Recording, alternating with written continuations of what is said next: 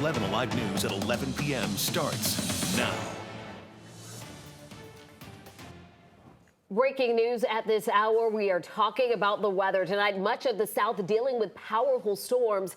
In New Orleans, the local NBC affiliate capturing this on its tower camera, a large tornado on the ground in the city's lower 9th ward. So far, at least one person has been killed. And that same system also working its way through metro Atlanta as we speak. No tornadoes, but plenty of rain and the risk of flooding. We're going to bring in meteorologist Nicole Hartford with how this system is impacting us right now. Nicole?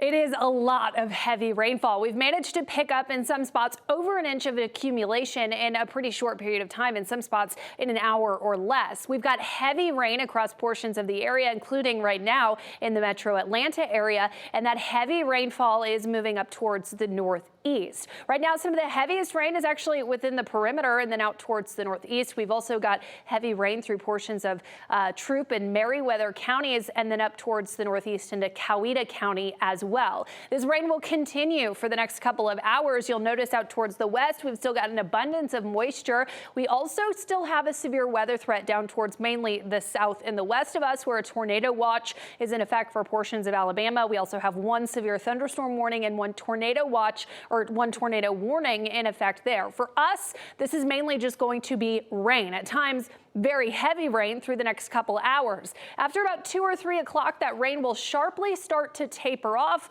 And if we play it right, it should clear out as we move into the early hours of tomorrow morning. The thing helping us when it comes to the severe weather threat, temperatures. It is chilly right now, and that cold air is just not suitable for severe storm development. I will be tracking those storms. I'll have your hour-by-hour forecast coming up. All right, Nicole, we'll see you in a couple of minutes. By the way, stay weather aware by downloading the 11 Alive News app. Just point your phone's camera at the QR code on your screen to download that app for free.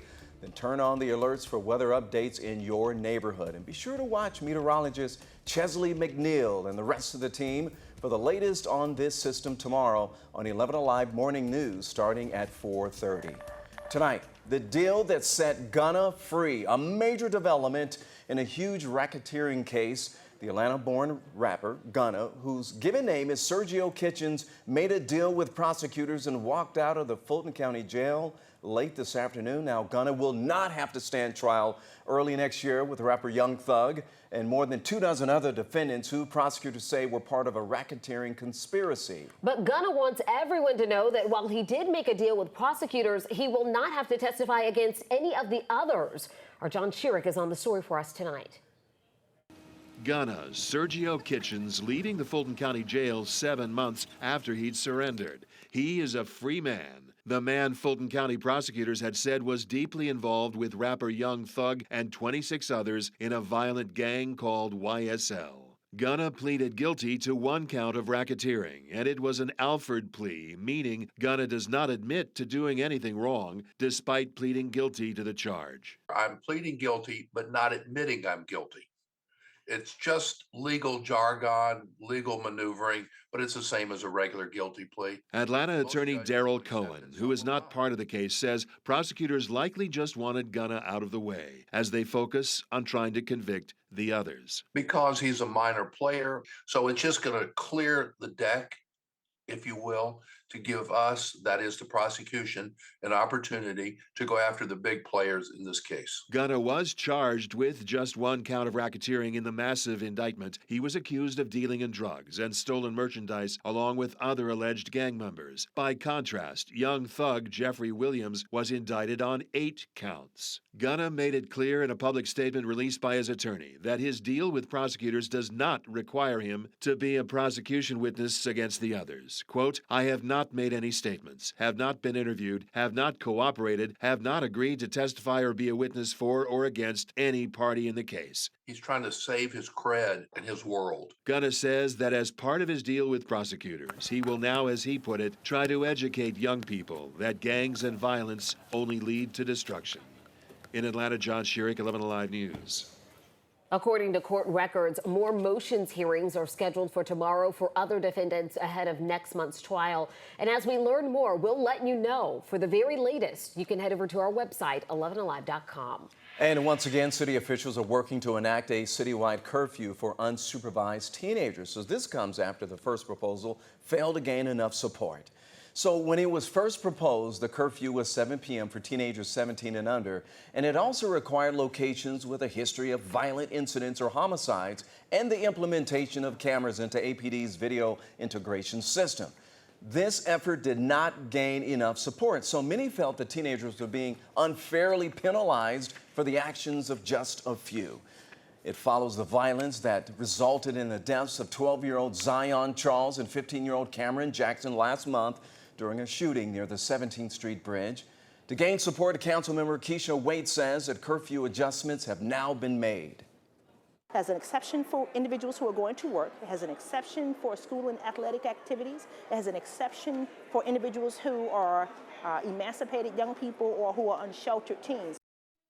Well, the new one proposed for the unsupervised teenagers is under 16. It includes an 8 p.m. curfew on weekdays, 9 p.m. curfew on weekends, exceptions included for the teenagers who work, those involved in school athletic activities, and unsheltered teenagers. Now, this proposal is not a done deal just yet. It still has to pass 3 votes before being implemented.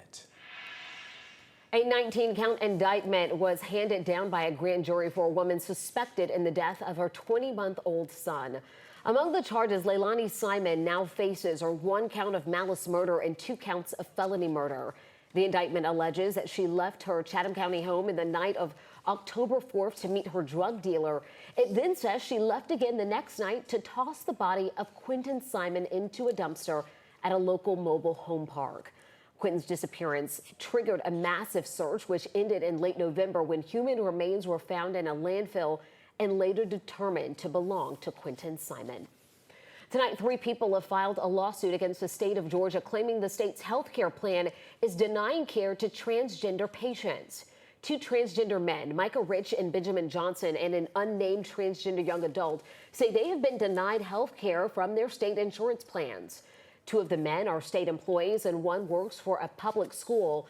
They say the state's health insurance is illegally discriminatory because it refuses to pay for gender transition health care. We spoke to one of the men who says he hopes a fair decision comes from the lawsuit. I do love Georgia and my job and my coworkers, and I hope that they do the right thing in this situation. You can read much more about this lawsuit on our website, 11alive.com. A Metro Atlanta woman fights back after she was almost kidnapped at gunpoint outside a Kroger. This all happened in Marietta. This is right near the intersection of Delk and Powers Ferry Road, which is considered a very busy area. 11 Alive's Cody Alcorn, you spoke with police. And Cody, what do we know about this guy who tried to take this woman? Well, right now we can tell you Randy Harmon is a convicted felon. And listen to this. After police say he tried to kidnap the woman outside Kroger last week, he ditched her car and then was arrested the same night in a different stolen vehicle. This isn't something that happens often. But on December 6th, something did happen outside this Marietta Kroger. 9 in the morning, on a Tuesday morning, on a busy intersection, in the middle of all of this industry. Tamika Harris pulls into a parking spot. Little does she know that there's already a convicted felon who has backed into a spot and is looking for a victim. Once she walks inside, the convicted felon was seen on camera moving his car. To be immediately next to her, driver door to driver door. Harris walks out, and as she's finishing unloading her groceries, Officer Chuck McPhillamy says the suspect attacked. As she opens up her driver door to get in, she feels something jab into her side. It's a gun. He's forcing her over that center console. She has a choice. She fought him off. They wrestled over the weapon. He got into the car. He tried to accelerate in an attempt to kidnap her. She got the passenger door open and she fell out as he was speeding out of the parking lot. Harris's car was found a short time later ditched in a nearby neighborhood, and not a single thing was missing. You have to ask yourself, if he wasn't after any of her belongings, then what did he want? Fortunately, Harris fought back. Thank God that she did, and thank God that she did things the way that she did. Officer McPhillamy says while this crime is rare for their city, it's a good reminder. It can happen to anyone at any time, but that's not a cause for fear. It's a request for just due diligence at situational awareness. As I mentioned, Randy Harmon was arrested the same night after Cobb County Police got a hit on a flock camera alerting them of a stolen car. They tracked it down and arrested him. He's facing several felony charges. Now, as for Harris, she got a few bumps and bruises, but was not seriously hurt. And we are so glad to hear that she's okay. Cody, thanks a lot. Happening today, the GBI says it arrested 5 people over clashes at the Atlanta Police and Fire Training Center under construction that has been dubbed with the name Cop City. So the 5 are facing domestic terrorism charges. Protesters gathered outside the facility today to respond to the arrest. And one tells 11 Alive he understands why they are still resisting.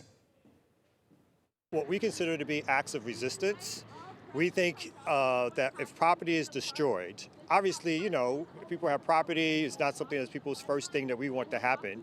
But again, we think that property being destroyed is minimal compared to what's about to happen in this forest.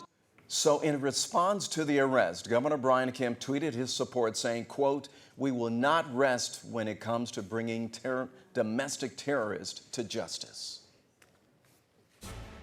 Coming up, there's been another rate hike made by the Federal Reserve. We'll look at how that's going to hit your pocketbook next. And we have new information about the actions of a homicide suspect before he allegedly murdered a Buckhead woman over the weekend.